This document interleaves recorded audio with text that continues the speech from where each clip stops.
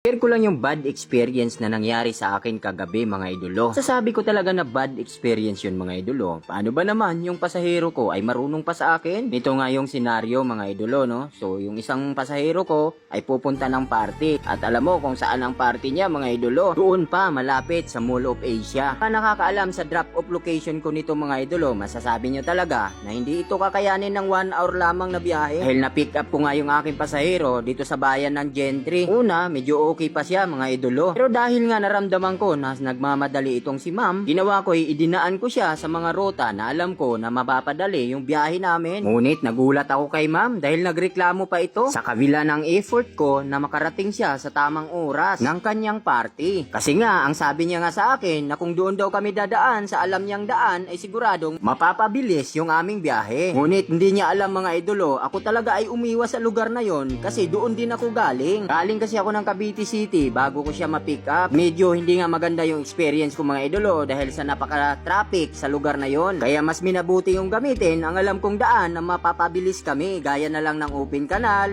Imus Boulevard, Bacoor Boulevard, C5 Extension hanggang marating namin ang kanyang drop-off location. Paalala ko lang dito sa ating mga mahal na pasahero mga idolo, kung kayo ay mga nagmamadali sa inyong biyahe, umalis kayo ng maaga, pakiusap lang. At huwag nyo naman sana kaming diktahan ang mga rota na alam namin. Hindi naman porket kayo ay nagmamadali, ay madaliin nyo rin kami. Kasi ako, mga idolo, pag ako ang nasakyan nyo, first priority ko ang kaligtasan natin pareho. Dahil alam naman natin na may nag-aantay sa atin na pamilya, mga idolo. Ops, teka lang ha, mga idolo, ako hindi galit sa inyo. Gumawa lang po ako ng video ngayon, mga idolo, para ipaalala sa inyo na unang-una, kami ay hindi nyo personal driver. Kaya kung sa akin ka sasakay, mga idolo, daan mo sana akong ihatid ka ng ligtas sa destinasyon mo. Yun lang, mga idolo. Kaya kung napanood mo tong video ko, baka naman pwedeng makahingi ng isang palo sa'yo dyan. Paluin mo na ako.